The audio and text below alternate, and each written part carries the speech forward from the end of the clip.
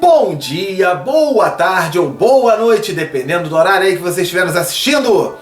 Meu nome é Sérgio W. Soares e estamos dando início a mais um Auxílio ao Evangelho no Lar. Este é o de número 142, onde vamos estudar, olha aqui ó, Evangelho segundo o Espiritismo. Estamos no capítulo 17, é aquele que fala assim, sede perfeitos, né? E hoje estaremos estudando o item número 8, Instruções dos Espíritos, falando sobre a virtude. Como é que funciona isso? Vamos entender direitinho, né? Então, esse é o estudo de hoje, tá ok? Muito bem, né? A nossa página na internet, você já pode ver aqui, ó, www.evangelhonolar2012.blogspot.com. Entrando lá, o que é que você vai encontrar? Toda sexta-feira um novo estudo. Não tem erro, toda sexta tem um estudo novo lá, ok? Vai encontrar através do vídeo, né? Então, você vai encontrar o novo estudo, vai encontrar o texto do Evangelho, vai encontrar o texto da página de preparo. Hoje, por exemplo, do livro Fonte Viva do Emmanuel, psicografado pelo Chico Xavier. Você vai encontrar também o passo a passo de como fazer o Evangelho no lar. Aliás, quando você encontra o texto do Evangelho e o texto da página de preparo, tem duas coisas importantes. A nossa página de preparo, ela não é uma leitura aleatória, ela realmente é uma página de preparo. Ou seja, o texto tem a ver com o estudo do dia. É por isso que às vezes a gente até demora um pouquinho mais, até na página de preparo. Não é uma leitura aleatória. E o outro detalhe aí importante é que a gente coloca o significado das palavras mais difíceis em parênteses. Muita palavra, muito texto, muita expressão, muito nome complicado. Hoje, por exemplo, no nosso estudo a gente vai falar sobre curadás. A pessoa, como é curadás, o que é curadás? A gente coloca o significado das palavras, das expressões mais difíceis, para a gente poder então compreender, tá certo? Tem o Tira Dúvidas, e se ainda houver alguma dúvida, sabe o que você faz? Manda um WhatsApp para cá. Você não sabe qual é o nosso WhatsApp? Olha aqui, ó, 21 99 247 5631. Vou repetir, 21 99 247 5631. Manda o WhatsApp, manda a sua dúvida, né? Vamos conversando, vamos esclarecer, tirar todas as dúvidas. Eu só falo o seguinte, é que nem sempre eu consigo responder na hora. É muita mensagem que chega, mas 100% das mensagens são respondidas. Pode demorar um pouquinho, mas todas elas são respondidas. Se você não tiver o WhatsApp ou preferir mandar o bom e velho e-mail, o e-mail está aqui também, ó, amorperdãoefé@gmail.com. Então, pode mandar o e-mail que também a gente vai respondendo. Se demorar demais, se mandar um e-mail e levar um mês, também a gente não leva esse tempo todo não. Um mês para mandar o e-mail e não chegar a resposta, manda de novo, que provavelmente ele caiu naquela caixa de spam, de lixeira, né? Mas o ideal é o WhatsApp mesmo, tá certo? Bom, esse nosso estudo, ele também está no Facebook. Sabe qual é o Facebook? Aqui, ó, www.facebook.com/Evangelho no Lar 2012. Vamos clicar no curtir, no compartilhar. Vamos levar adiante, né, essa ideia, essa proposta aí do Evangelho no Lar, né? Que vai ser muito bom. Vai fazer muito bem aí para as pessoas. E a gente lembra também que este estudo ele é transmitido na Rádio Espiritismo. Aqui, ó, radioespiritismo.com.br. Você entra lá, acompanha a programação da Rádio Espiritismo. Você entrando no site, tem lá programação. Todos os dias e os horários lá dos estudos, dos programas, tudo mastigadinho ali para você. Então você vai poder também acompanhar, né? E até recomendar para os seus amigos, tá certo? Então é um caminho aí para se fazer, a gente divulgar, levar adiante a ideia, a proposta do Evangelho no Lar. É sempre muito bom, é sempre muito importante, né? A tua casa recebe ajuda, auxílio, amparo e vamos nesse caminho. Bom, para dar início então ao estudo de hoje, vamos começar com a prece de abertura. Vamos lá então, né?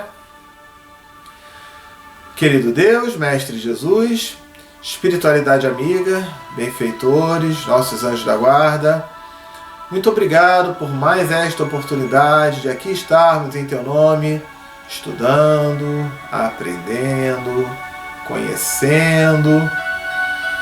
Agradecemos aos anjos guardiães que desde cedo aqui se encontram, preparando este ambiente, harmonizando, higienizando espiritualmente falando, e que possa o estudo de hoje transcorrer num clima de muito amor, de muita paz, de muita alegria, e que consigamos assimilar todos os conteúdos que serão estudados hoje.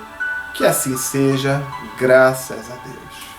A gente lembra também, você que está nos acompanhando, daqui a pouco tem a fluidificação da água. Então prepara aí a água, o copo, a jarra, a garrafinha de água, o vasilhame aí. Prepara aí que daqui a pouco teremos a fluidificação da água. Mas Sérgio, mas esse estudo não é gravado? Como é que vai fluidificar a água se esse estudo é gravado? Eu lembro que o estudo é gravado, mas você que está nos assistindo, você está ao vivo. Então a sua água está aí ao vivo, recebendo os bons fluidos e as boas energias. Tá ok? Bom, vamos lá então, né? Página de preparo. Ela está no livro Fonte Viva, do Emmanuel, psicografado pelo Chico Xavier, capítulo 21, cujo título é Maioridade. Tá? Então, vamos ver o que o Emmanuel tem para nos explicar, para nos orientar sobre esse tema. Ele começa o estudo com uma citação de Paulo, que está registrado em Hebreus, capítulo 7, versículo 7. E o que Paulo falou? Paulo falou assim: o menor é abençoado pelo maior.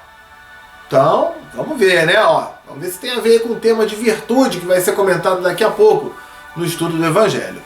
Então, o Emmanuel, ele começa nos esclarecendo da seguinte forma: em todas as atividades da vida, há quem alcance a maioridade natural entre os seus parentes, companheiros ou contemporâneos. Então, esse amadurecimento, ele é natural. Há quem se faz maior na experiência física, ou no conhecimento, ou na virtude, ou na competência. Então, a gente vai aprendendo e a gente vai crescendo em vários aspectos da nossa vida. Em todos os aspectos, um pouquinho a cada dia, um pouquinho a cada etapa. Às vezes eu posso adquirir uma maioridade, entre aspas, né? No que diz respeito a um estudo do Evangelho, mas às vezes eu não tenho, eu ainda sou uma criança, vamos dizer assim, na hora de eu fritar um ovo. Cada um no seu modo, e já uma outra pessoa prepara ali uma comida maravilhosa, né? Mas ainda não tem um conhecimento tão grande assim do Evangelho, ou de como trocar um pneu de um carro, né? Ou como, enfim, qualquer situação na nossa vida. Então a gente vai trabalhando, né? A prática vai nos levando a esse amadurecimento. Ele coloca assim: de modo geral, contudo, aquele que se vê guindado é o seguinte, é levantado, crescido, é superior a qualquer nível de superioridade, costuma valer-se da situação para esquecer seu débito para com o espírito comum. Então, eu de repente chego e tô pequenininho. Comecei a aprender isso, comecei a aprender aquilo. E daqui a pouco, por eu já ter um conhecimento maior, eu começo, vamos falar no popular? Ficar metido a besta. Começa a ficar bem metido a besta. Ah, eu já sei, você não sabe, como não sabe, mas que absurdo, mas que coisa horrível, você não... Sem me lembrar de que um dia eu também estava na mesma situação. E aí começa a ter orgulho, começa a se colocar acima dos outros, começa às vezes até a querer debochar do outro ou humilhar aquele outro que ainda não tem conhecimento. Sei lá qual é o motivo daquele outro não ter tido conhecimento. Se ele não tem uma dificuldade, alguma coisa assim, né? Então repara, a pessoa começa a ter em qualquer setor da nossa vida. Eu estou falando aqui um estudo do Evangelho, mas pode ser para trocar um pneu, pode ser para fazer uma comida, pode ser para varrer uma casa, pode ser para fazer um dever de casa na escola, pode ser no seu trabalho, pode ser para dar uma informação na rua. Você chegou, foi morar num bairro, numa cidade nova, pergunta, né, onde é que é e tal. Aí num dia que você já aprendeu tudo e perguntam para você, né, às vezes a pessoa fica até, não sabe, né, que absurdo que não sabe, né. Então olha que interessante que ele vai colocando, né. Ele continua falando assim: muitas vezes quem adquire a maioridade financeira ficou rico, torna-se avarento, fica pão duro. Quem encontra o destaque científico, agora sou um cientista reconhecido pela comunidade internacional, aquela coisa toda, né? Faz-se vaidoso. E quem se vê na galeria do poder, opa, fui eleito, isso, aquilo, abraça o orgulho vão, o orgulho inútil, começa a ficar... Outro dia eu vi uma frase bem interessante, né? Que falava o seguinte: o sujeito lá, que é político, e aí ele vai e usa o dinheiro público para fazer uma obra na sua rua, asfaltar a sua rua, ou colocar um saneamento básico na sua rua, e o pessoal fica aplaudindo que o político fez isso com o dinheiro público, mas isso não é mais do que obrigação. Aí ele comenta assim: quem aplaude o político que usa o dinheiro público para fazer uma obra, uma benfeitoria no seu bairro, é a mesma coisa que você aplaudir o caixa eletrônico por te dar, na hora que você vai sacar o teu próprio dinheiro. Olha que interessante essa situação, né? Então, a gente conseguir perceber. Ele fala da maioridade financeira que se torna avarento. Recentemente eu vi um caso de um jogador de futebol, acho que é senegalês, de algum lugar da África, né? Que se tornou jogador, ficou multimilionário, e ele comenta, né? Que pra que eu vou querer comprar 20 Ferraris? 20, ele tem lá, tudo bem, ele tem o padrão de vida dele, mas ao invés de comprar 20 Ferraris, tudo bem, ele compra lá o carrinho dele que interessa pra ele e ajuda lá no país dele, né? A fazer obras de assistência, de ajuda, de auxílio ao próximo.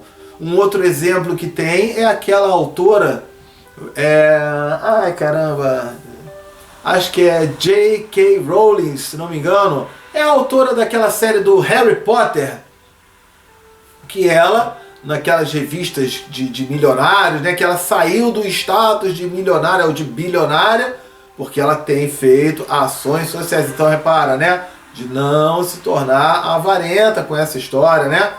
Mas vamos continuar aqui com a nossa leitura. A lei da vida, porém, não recomenda o exclusivismo e a separatividade. Então, eu sou o máximo, sou o melhor, quem interessa sou eu sou o bom, eu tô aqui. Vocês aí fiquem para aí que... Não, ele fala, não recomenda isso. Segundo os princípios divinos, todo progresso legítimo deveria se converter em bênçãos para a coletividade inteira. Eu tenho a minha parte aqui, ok, vamos ajudar os outros, vamos desenvolver para os outros, vamos auxiliar os outros. Naquilo que eu sou bom, eu vou ajudar você. E naquilo que você é bom, você pode me ajudar também. E naquilo que eu e você somos bons e uma terceira pessoa não é, vamos ajudar aquela terceira pessoa. E assim vai se criando uma corrente virtuosa da virtude, da ajuda, do auxílio, do amparo, do crescimento, né? Ele fala, a própria natureza oferece lições sublimes nesse sentido. Então ele fala, a árvore, né, cresce para a frutificação. Plantei uma árvore, ela cresceu, ela vai dar frutos, né? Vai produzir sementes para novas árvores. Ele continua, cresce a fonte para benefício do solo. Então, a água ali, né, vai ali a fonte, benefício do solo. Ele fala, se cresceste em experiência ou em elevação de qualquer espécie, lembra-te da comunhão fraternal com todos. Então, eu de repente, por estudar um pouquinho mais o Evangelho, né, ter feito já Evangelho no lar há não sei quantos anos e continuar fazendo, opa, eu adquiri alguns conhecimentos, preciso colocá-los muito na prática ainda. Ainda estou longe de colocar tudo na prática, né? Ainda sou muito pequenininho. Mas, se de repente eu tenho uma facilidade de transmitir o conhecimento que eu aprendo, opa, para que eu vou guardar isso só para mim? Vamos então fazer o Evangelho. Nós já fizemos o Evangelho todo, né? Em 225 vídeos. E estamos aqui no número 142, né? Enfim, ainda vamos fechar essa temporada com mais 225 vídeos. Ok? Repara, é uma forma, porque às vezes a pessoa guarda para si. E aí fica aquilo quietinho. Será que esse é o melhor caminho? Então todo aquele conhecimento, toda aquela qualidade, toda aquela habilidade, tudo aquilo que você consegue fazer bem, será que é para você ficar guardando ali só para você e ninguém mais? Ou será que você pode ter, quem sabe, essa facilidade seja uma missão que você pediu ao plano espiritual para você poder ser instrumento de ajuda e de auxílio ao teu próximo? Às vezes uma campanha de ajuda, uma campanha, vai ter um almoço e vai ter uma palestra, tudo bem, a pessoa pode não dar a palestra, mas ela prepara ali. Quando eu tive em Pratinha, né, nossa, tudo bem, eu fui lá para dar a palestra, mas o pessoal lá na cozinha que promoveu o almoço e tudo mais, a minha querida amiga Vanilda preparou um suco de laranja que foi uma delícia para mim. Eu tava... aquele suco ali ele veio fluidificado, né? Já veio com boas energias aquele suco de laranja, de tanto carinho, de tanto amor que ela fez aquele suco de laranja. Olha só, um ajudando o outro. Eu ali dificilmente eu iria ter a possibilidade de tomar um suco de laranja tão gostoso, ou outro de almoçar, mas cada um transmitindo o seu conhecimento, o seu valor. Quais são os seus valores? Quais são os seus conhecimentos? Ah, Sérgio, meu valor, meu conhecimento, o povo não é nada, eu não faço nada, eu não sei nada. Aí a gente lembra da frase lá, né, que o menor é abençoado pelo maior. E às vezes você está se sentindo menor, mas você pode ter uma missão tão bonita, às vezes até mais importante do que aquela que todo mundo fica reconhecendo e aplaudindo. É aquele que está fazendo ali, ó, devagarzinho, está fazendo feijão com arroz, né? Ele coloca assim: o sol, com seus raios de luz, não desampara a furna, a caverna, a gruta barrenta, e não desdenha o verme, ou seja, ele não faz pouco caso do verme. Ou seja, o sol, com os raios de luz, ele bate ali para todo mundo. Todo mundo tem a oportunidade de receber o sol. E ele continua: desenvolvimento é poder. Repara como empregas as vantagens de que a tua existência foi acrescentada. O espírito mais alto de quantos já se manifestaram na Terra aceitou o sacrifício supremo a fim de auxiliar a todos sem condições. Quem é o espírito mais alto que já se manifestou na Terra? Mais alto não é que tenha 2 metros de altura, não. Tá? Que seja jogador de basquete. Não, não é isso não. mais alto em evolução, em moral, em desenvolvimento? É a pergunta no Livro dos Espíritos que tem a resposta mais curta. Tem 1000 e tantas perguntas no Livro dos Espíritos. Qual é a pergunta que tem a resposta mais curtinha? Qual o espírito mais evoluído, mais elevado que já esteve no planeta Terra? E a resposta? Jesus. E ele veio e se submeteu a sacrifícios supremos com a missão de nos auxiliar, de nos orientar, de nos instruir, nos passar conhecimento. Quando muita gente fala, ele veio para curar a pessoa, para isso, para aquilo, não foi esse o objetivo. Seria um objetivo muito curto. Ajudar Lázaro, seria muito curto. Só ia valer ali para aquela turminha ali naquela época, naquela redondeza. Não seria uma grande... A missão dele foi muito maior.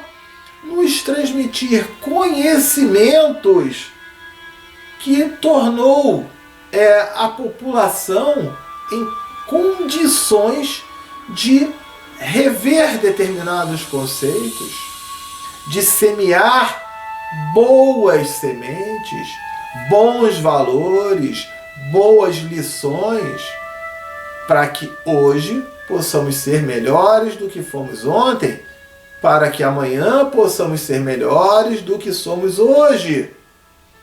Olha, progresso, evolução e desenvolvimento. E sem ser reconhecido, sem ter reconhecimento ali de ninguém naquela hora. Muito pelo contrário, né? O que a turma ali do poder debochava dele é uma grandeza.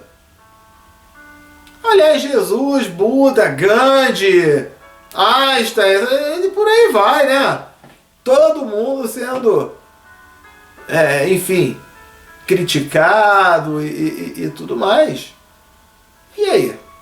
É a missão de progresso, de evolução. Ele continua falando: não te esqueças de que, segundo o estatuto divino, o menor é abençoado pelo maior. Então, até quando Jesus estava aqui, aqueles que não queriam reconhecê-lo, que debochavam e tudo, eles faziam necessariamente por maldade. O ato era maldoso. O deboche, as brincadeiras, os castigos, as punições, o ato era maldoso. Mas o processo não era o de maldade, era o de ignorância. Porque ignoravam esses valores, ignoravam esses conhecimentos, ignoravam essa percepção, e vinha Jesus falando: meu reino não é deste mundo. Ele já colocava: meu reino não é deste mundo. Porque as pessoas aqui ainda estão num grau de ignorância tão grande que ainda precisa aprender muita coisa. Ok? Vamos então para o capítulo 17, Sede Perfeitos, item 8, Instruções dos Espíritos à Virtude. Então, é uma mensagem que foi recebida e enviada por François Nicolas Madeleine, em Paris, no ano de 1863, falando então sobre a virtude, no item 8. Aí ele começa explicando o seguinte: a virtude, no mais alto grau, é o conjunto de todas as qualidades essenciais que constituem o homem de bem. Então, ele fala: não adianta eu ter o conhecimento, não adianta eu ser uma pessoa que não faz mal a ninguém e fico encolhidinho no meu canto ali de braço cruzado, vendo ali a banda passar, né? Como diria naquela música. Então ele coloca a virtude, qualidades essenciais que constituem o homem de bem. É o conjunto de todas as qualidades. Ser bom, caritativo, né? Caritativo, deixa eu até colocar aqui em vermelhinho, né? Caridoso. Caritativo é uma pessoa caridosa, né?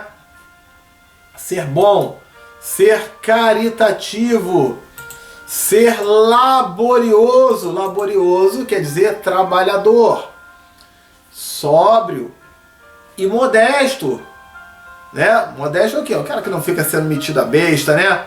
Então, ele fica ali, mantém a tranquilidade dele. São qualidades do homem virtuoso.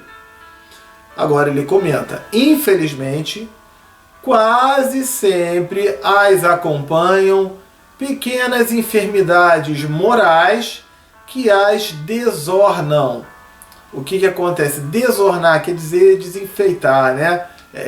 Enfeitar é que fica bonito, né? Desenfeitar é que deixa feio. Então ele fala que a pessoa que tem algumas qualidades, algumas características boas, vem também com enfermidade, não é física não, enfermidade moral, doença moral, não é física, dor de cabeça, gripe, dor de barriga, não é isso não, doença moral e que acaba atrapalhando isso, né? E fala, e atenua, acaba diminuindo aquilo que seria uma virtude. Então, vou te dar um exemplo. Comentei ainda agora, né? Do político que chega e manda lá asfaltar a rua que você mora. E aí ele fica, né? Com aquela coisa, se achando o máximo. Ele não fez mais que a obrigação dele. Às vezes o político que asfalta a sua rua, tudo bem, não foi com dinheiro público, foi com dinheiro dele. Uau, esse cara é muita caridade, esse cara é muito bom. Mas olha que coincidência, ele fez essa obra na sua rua 2 semanas antes das eleições. E aí, é caridade ou é interesse que ele está fazendo? O que ele está fazendo ali? Cada um tem a sua maneira de ver, de visualizar as coisas, de ver a vida, né? Eu, em particular, quando vem alguém me pedir esse tipo de voto, eu falo, no dia que esta pessoa estiver fazendo isso fora da época de eleição, talvez tenha o meu voto. Talvez tenha o meu voto. Porque ali está muito claro que está sendo uma troca, ou seja, é uma virtude. É uma virtude sim, bacana que fez ali a obra, né? Mas é uma virtude que tem uma enfermidade moral. Ali escondidinho está sendo trabalhado muito mais o interesse. Ok? Então é isso que ele coloca aqui. Vamos ver. Ele fala, não é virtuoso aquele que faz ostentação da sua virtude. Isso também em obra de político é uma grandeza, né? Veja, não estou falando que é todo político, tem aquele cara que é modesto, que é tranquilo, que faz tudo direitinho. Mas eu vejo também muito, né? Onde eu moro, já vi um monte. O cara manda fazer uma obra e ele mesmo paga para colocar em uma faixa ou um outdoor. Obrigado, fulano de tal, por ter asfaltado a rua. Olha só aqui. Olha a ostentação aí que ele está colocando, né? Ele fala, não é virtuoso aquele que faz ostentação da sua virtude. Então ele já falou que isso já não é mais uma virtude. Ok? Pois que lhe falta a qualidade principal, a modéstia. E tem o vício que mais se lhe opõe, que é o orgulho. Então ele está trabalhando muito mais o orgulho do que a virtude, do que a modéstia. A virtude, verdadeiramente digna desse nome, não gosta de estadiar-se, de se ostentar, de chamar a atenção. Quando você tem realmente a virtude, você fica quietinho ali no teu canto, fica na tua. Repara, eu citei exemplos aqui agora, né, do jogador de futebol, daquela autora do Harry Potter, né? Eles estão lá no cantinho deles. É porque acabaram descobrindo isso e colocaram lá no alto. Mas em nenhum lugar, pelo menos que eu saiba, eu vi esse jogador de futebol falando, hoje, grande doação de mim, o jogador de futebol. Não fez. A autora lá do Harry Potter, também nunca vejo propaganda. Aliás, ela em particular, é raríssimo, né? Você vê alguma entrevista dela, ela fica ali no cantinho dela, vai fazendo a caridade dela. sem ostentação, no cantinho dela, né? Me parece que o próprio Ayrton Senna, né, aquele piloto de Fórmula 1 do Brasil, né, que fazia também uma série de obras sociais e de ajuda, agora eu estou me lembrando, que só foram descobertas depois que ele morreu. Que quando ele ia fazer a ajuda, ele colocava: não, só vou só receber ajuda se ninguém ficar fazendo propaganda dele, para que não misturassem as coisas. Olha que interessante, né? Então, ele continua falando aqui. A virtude, então, não gosta. A virtude verdadeiramente digna não fica fazendo propaganda, chamando atenção. Adivinham-na. Ela, porém, se oculta na obscuridade e foge à admiração das massas. Legal, não vai aparecer na televisão, não vai ficar dando autógrafo, não vai ficar fazendo, vai ficar ali quietinha. E aí ele comenta: São Vicente de Paulo era virtuoso. Ele comenta também: eram virtuosos o digno cura d'Ars e muitos outros. Espera aí que esse cura aqui é com letra maiúscula. Cura d'Ars e muitos outros quase desconhecidos do mundo, mas conhecidos de Deus.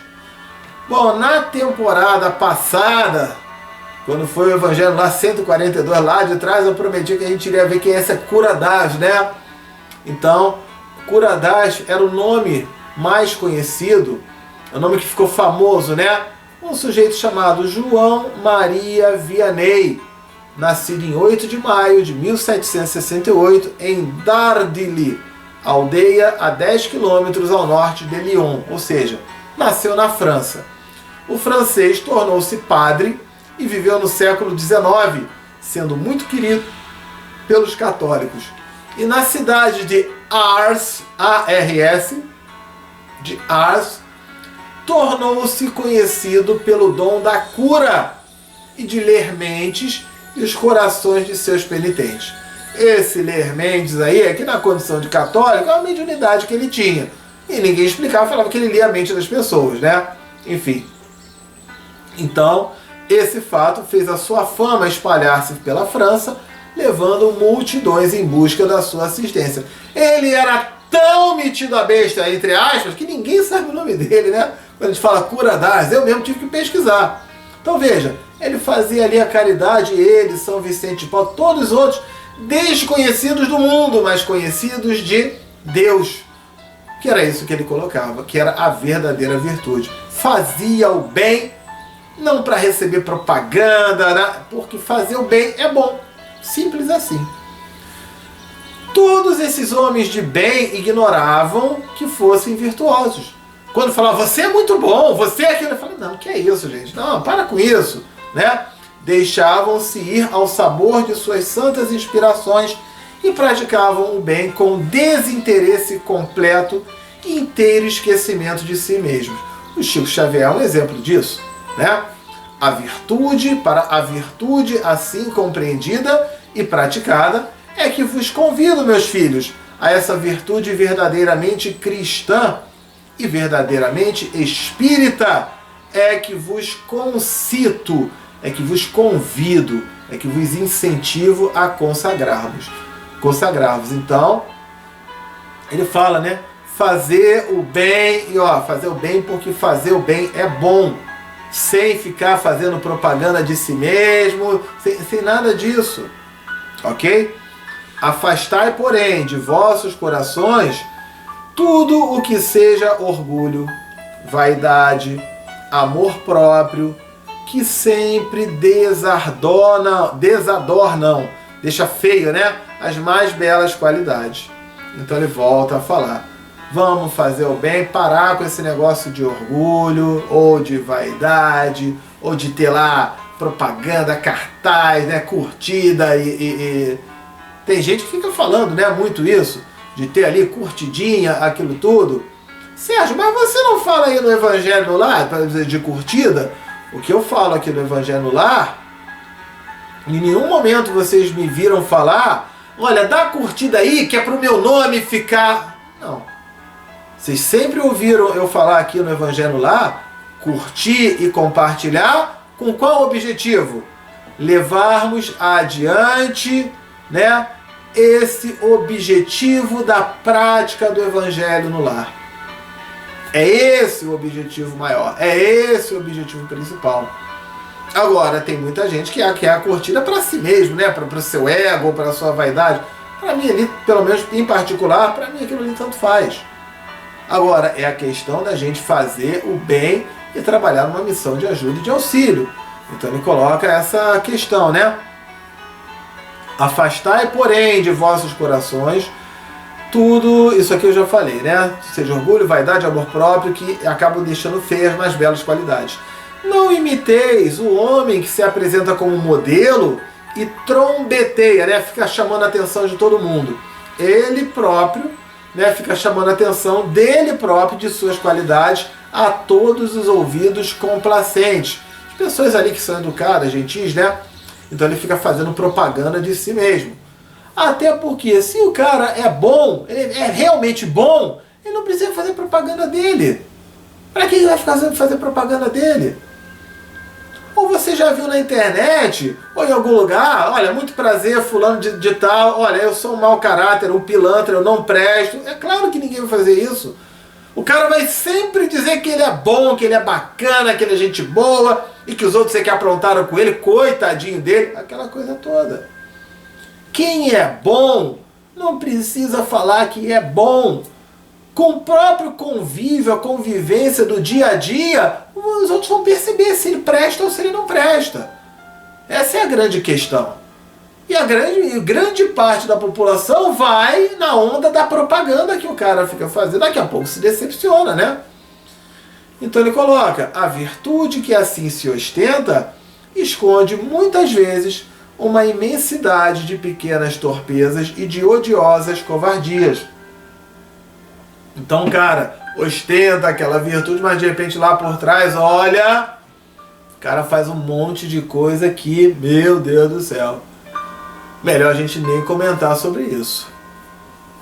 Em princípio, o homem que se exalta, né? Que ergue uma estátua à sua própria virtude, anula por esse simples fato todo o mérito real que possa ter.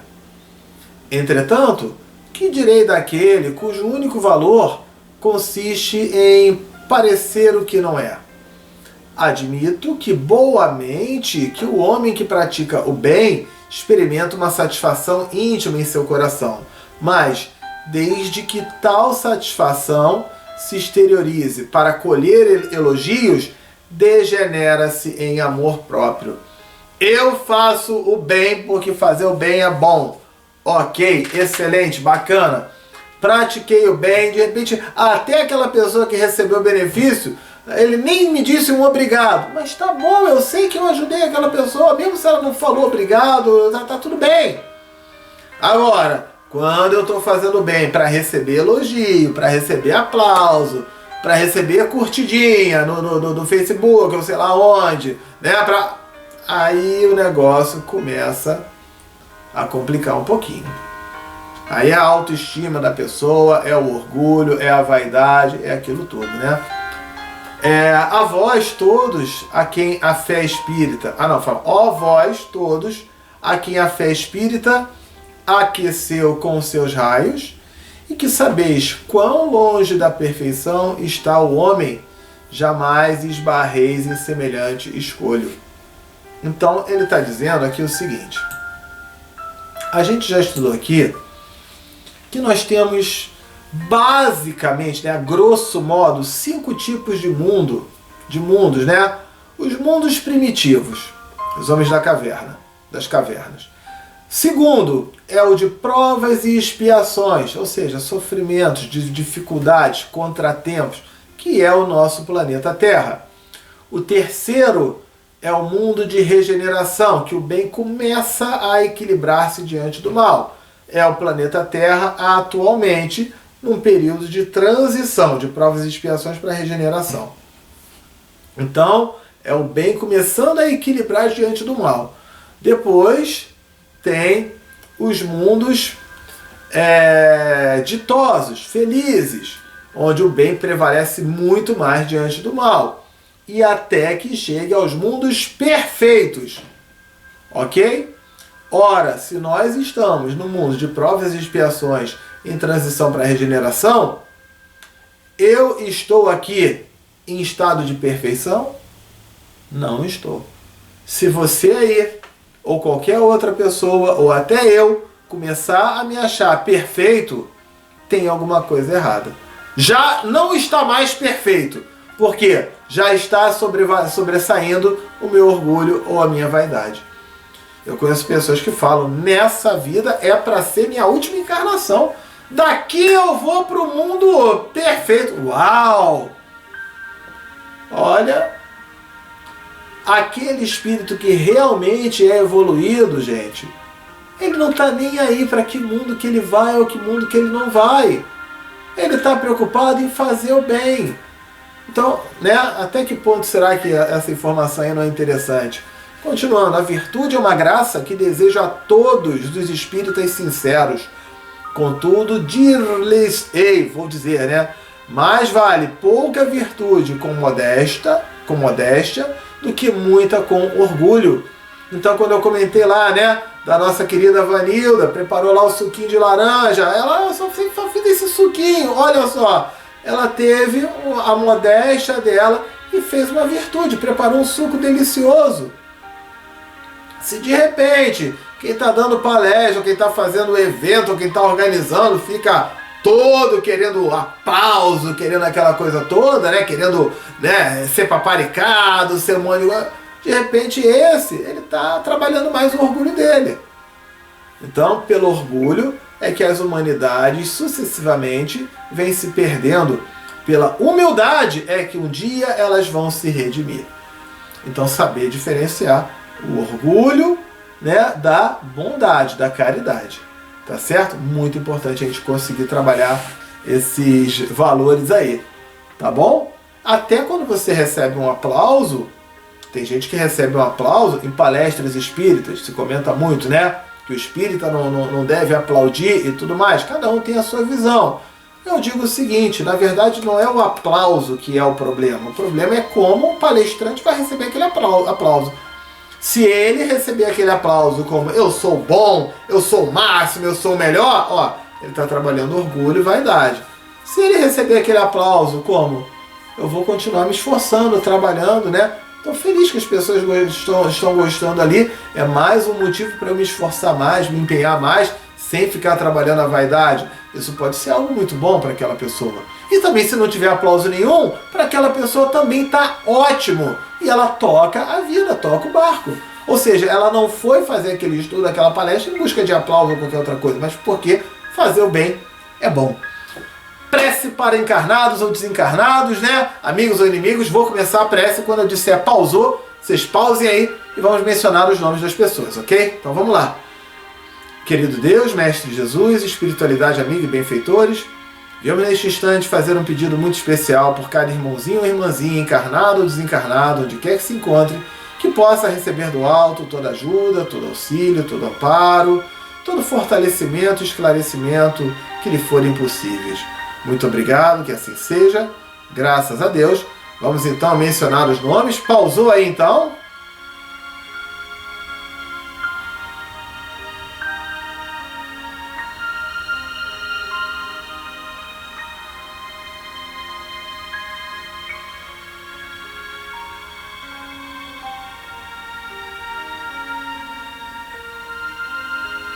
Soltou o pause, é hora da fluidificação da água, né? Então, peguei aqui a água, aqui ó, Minutos de Espiritismo número 23, você pode ver ali o estudo completo. Vamos colocar as mãos sobre essa água e fazer a seguinte prece. Querido Deus, Mestre Jesus, Espíritos amigos e benfeitores, viemos neste instante pedir-lhes para que possa esta água, neste momento, receber os melhores fluidos, as melhores energias e vibrações, de forma que ao contato dela com nossos organismos, possa nos proporcionar tudo aquilo de bom, de importante ou de necessário a cada um de nós, que assim seja, graças a Deus. Então, fiz aqui a fluidificação, vou colocar aqui no meu copo, saúde, e vamos então para a prece de encerramento. É lógico, você vai pausando aí, né, em cada etapa dessa, né? Prece de encerramento. Querido Deus, Mestre Jesus, espiritualidade amiga e benfeitores, obrigado por mais esta oportunidade de estudo, de aprendizado e conhecimento, que possamos assimilar todas essas questões, colocá-las em prática no nosso dia a dia. Obrigado pela limpeza espiritual que foi feita neste ambiente, que nós consigamos, durante a semana, manter tão limpo e harmonizado como se encontra agora, que nos seja possível, na próxima semana, estarmos aqui reunidos em Teu nome, para mais uma oportunidade de estudo, de auxílio e de aprendizado, que assim seja, graças a Deus. Sendo assim, estamos fechando, né, o nosso Evangelho no Lar de hoje, tá bom? Fiquem com Deus, tenham todos aí uma ótima semana. Encontro marcado, então, na semana que vem. Tchau, tchau!